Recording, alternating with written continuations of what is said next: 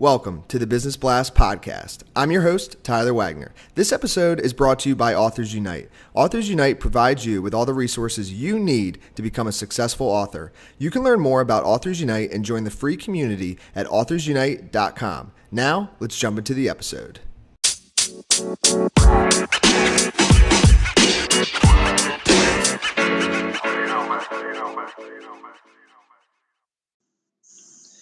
All right, everyone, welcome back to another episode of the Business Blast podcast. I'm your host, Tyler Wagner. Today, I have Swish Goswami with us. He is the CEO of Trufan and a TED speaker. Welcome to the show, brother.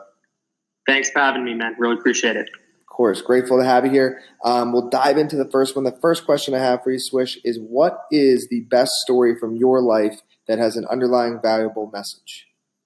Absolutely. So I think it's two things. I'm sorry to be that type of person, but no, all good, dude. I was 7 years old when I started my first operation per se. I created a hovercraft when I was 7 with my father, and that was actually my first stab at tinkering and building something from scratch and even selling a product. Because we built the hovercraft out, it was a rechargeable, remote-controlled hovercraft, and I sold it for $200 to one of my schoolmates. And that was just one of the biggest things for me because it really, really kicked in motion the idea that I could be financially independent at a very young age. So me being 21 now, I think the second story with me moving to New York last year by myself, I came out of second year of university at the University of Toronto, got an incredible opportunity to work with a basketball player on a venture capital firm. And I decided to just take a leap of faith and move to New York, not knowing too many people there and just seeing what comes with it. And in my opinion, it was the best decision I've ever made in my life so far. And what's the most valuable piece of information we should know that's within your expertise or industry? Definitely. I think there's two things. I think one is personal branding on LinkedIn. I have quite a sizable LinkedIn community. And I really pride myself on being an early adopter of the platform and really being able to communicate all my thoughts and my ideas through that channel. And then the second is on tech entrepreneurship. You know, I've been in tech entrepreneurship now for about 3 years. And I've seen a lot of companies both as an investor and as an entrepreneur. So I've been able to really, really build up a good mental file of what works and what doesn't. And what's your best piece of overall business advice, so not necessarily industry specific? Yeah, I think it's definitely just to make sure as much as possible that you're failing fast. I think especially when you're building up a product, it's very easy to think, oh, I need everything to be perfect. I need to plan out all my steps. But honestly, if you plan too much, you're either going to jinx yourself out of the idea or that window of opportunity that you identified when you first started on the idea will go away. So as much as possible, move quickly, fail fast, and just keep learning from your mistakes as you grow. And if you could give your younger self one piece of advice, what would that be? Yeah, so I mean, I'm 21, so I'm going to be talking to like a 14-year-old kid here, but I think the big thing really just don't sweat too much in the sense of, when I was younger, I was sweating all the small stuff. I was like putting enormous pressure on myself to be like a Mark Zuckerberg or something like that. And I think a lot of kids do that, especially in entrepreneurship. Like a lot of the students that I know, they're all like, oh, I got to be a millionaire when I'm 21 or when I'm 22 or whatever. And you just shouldn't put that pressure on yourself. It clouds your vision, doesn't allow you to work properly, and it just makes you like egotistical. I agree. And in your opinion, what is the key to happiness? I think it's two things. I mean, one is definitely your community that you put around you, your family, could be your friends. And honestly, these days could even be an online community that you're very much a part of, like LinkedIn or Instagram or whatever.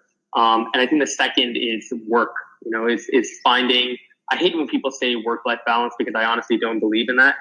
It doesn't mean that I work always. It just means that I think work is such an important part of life that we shouldn't separate it from it.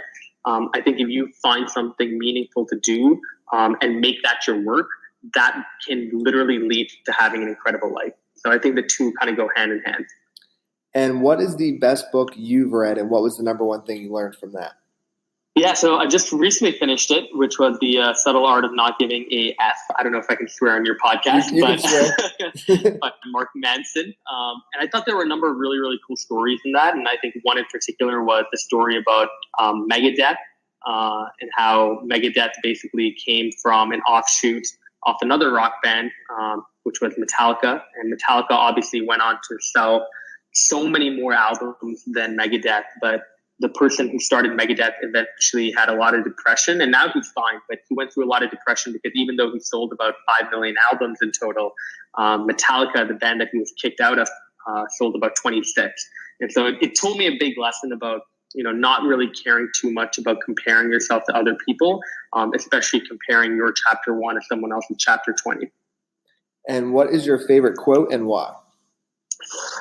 So I have a number of quotes that I like, but I think the most simple is definitely by Kobe Bryant. And he had a quote a long time ago, which was, "What I'm chasing now, I'm chasing perfection." And the reason why I think it is, for me, Kobe Bryant, I mean, it doesn't matter what you think of him as a person. I think as a basketball player, first and foremost, he's one of the most competitive athletes in the world. And his mentality of just improving every single day and not letting his competition even breathe is something that I want to be able to put into every part of my life. I want to be able to make sure that I do that in business, in my passion projects, in my advisory roles, in my personal life, etc. I love it, man. Dude, thank you so much for coming on. The last question I have for you before we let you go is, where is the best place for people to find you online?